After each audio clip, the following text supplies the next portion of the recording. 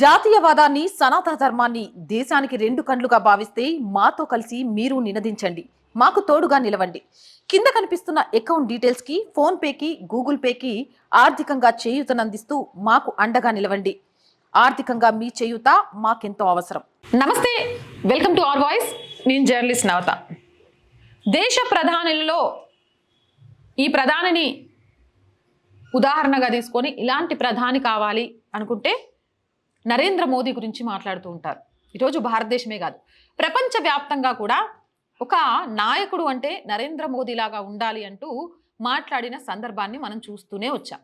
అలాగే ఒక రాష్ట్ర ముఖ్యమంత్రి అంటే ఎలా ఉండాలి అంటే టక్కున ఆలోచన లేకుండా చెప్తాం, యోగి ఆదిత్యనాథ్ లాగా. ఇక్కడ రౌడీయిజం చేయాలంటే భయపడతారు, గుండాలు గుండాగిరి చేయాలంటే భయపడతారు, రాజకీయాన్ని అడ్డు పెట్టుకుని ఆస్తులు సంపాదించుకోవాలంటే భయపడతారు, మత ఘర్షణలు పెట్టాలి అంటే వణికిపోతారు, ఉగ్రవాదులు అడుగు పెట్టాలంటే అయ్య బాబోయ్ అంటారు, మమ్మల్ని ఉరిదీసినా పర్వాలేదు, యూపీ గవర్నమెంట్కి సంబంధించిన జైళ్లలో ఉంచొద్దు అంటూ చాలామంది వేడుకున్న సందర్భాలను మనం చూసాం.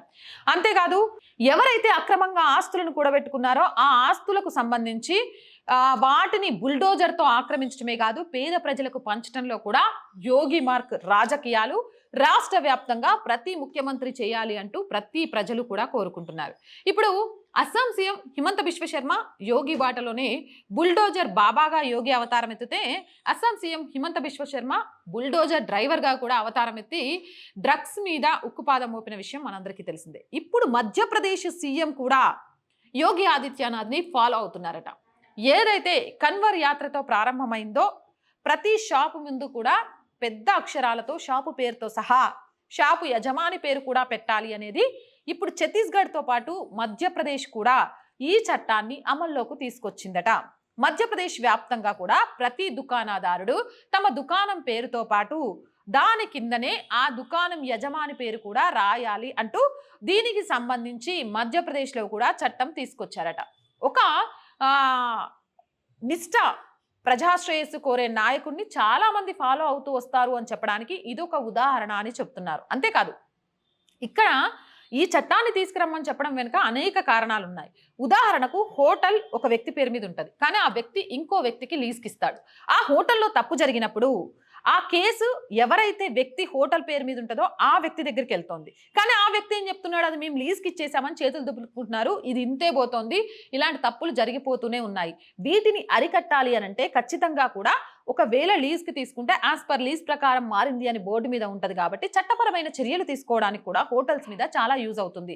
కేరళలో ఎక్కడైతే కమ్యూనిస్టు భావజాలంతో నడుస్తుందో ఈ కేరళకు సంబంధించి అయ్యప్ప దీక్షల సమయంలో కూడా కేంద్ర ప్రభుత్వ తనిఖీలలో అబ్దుల్ షహీం అనే హోటల్కి సంబంధించి ఏం జరిగింది అనేది మనందరికీ తెలుసు. ఎంతో భక్తి శ్రద్ధలతోటి అయ్యప్పలు శబరిలో అయ్యప్ప స్వామి దర్శనానికి వెళుతున్న సమయంలో అక్కడ హోటల్లో ఎలాంటి విషయాలు బయటపడ్డాయి అనేది కూడా చూసాం. బాత్రూమ్లలో రైస్ గిన్క కడగడం, ఇవన్నీ చాలా విషయాలు బయటకు వచ్చాయి. ఇవన్నీ కూడా కొన్ని ఏరియాలలో హిందువులు చాలా నిష్టగా పరమ పవిత్రంగా దేవారాధన చేస్తారు. అది ఎంత అనంటే ఆ స్వామికి వరకు వెళ్ళే వరకు కూడా ఏమీ తినకూడదు, వయసుతో సంబంధం లేకుండా చిన్న పిల్లల నుంచి పెద్ద పిల్లల వరకు కూడా. అయ్యప్ప దీక్ష సమయంలో కూడా ఎలా ఉంటుందో మనకు తెలిసింది. అలాంటి సందర్భాలలో దీక్షాపరంగా వెళ్తున్న వాళ్ళకు మనోభావాలు దెబ్బకుండా వాళ్ళ దీక్షకు ఆటంకం కలగకుండా ఉండడం ఒక్కటే కారణం కాదు. ఈరోజు హోటల్ వ్యాపారంలో విస్తరిస్తున్న దందాలు, హోటల్ వ్యాపారంలో జరుగుతున్న అక్రమాలు, కుళ్ళిపోయిన భోజనాలు పెట్టడాలు, ఎటువంటి శుచి శుభ్రత లేకుండా ఫుడ్ చేయడాలు, ఇవన్నీ ఆరోగ్యం మీద కూడా ప్రభావం పడతాయి. కాబట్టి సరైన హోటల్ యజమాని పేరు అలాగే హోటల్ పేరు ఉండడం వల్ల యాక్షన్ తీసుకోవడం కూడా చాలా ఈజీ అవుతుంది.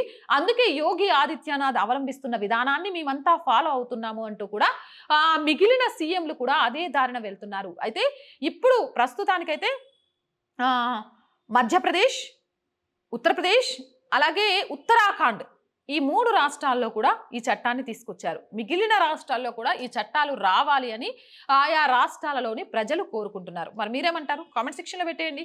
మోర్ వీడియోస్ కోసం మన ఛానల్ వెంటనే సబ్స్క్రైబ్ చేయండి. వీడియో నచ్చితే లైక్ చేయండి, షేర్ చేయండి, సపోర్ట్ చేయండి. జై భారత్. మీ ఆదరణి మాకు ఆనందం, మా వెంట మీరున్నారని అతిపెద్ద ధైర్యం. దయచేసి సబ్స్క్రైబ్ చేయండి, లైక్ చేయండి, షేర్ చేయండి, కామెంట్స్ ద్వారా మీ అభిప్రాయాన్ని పంచుకోండి.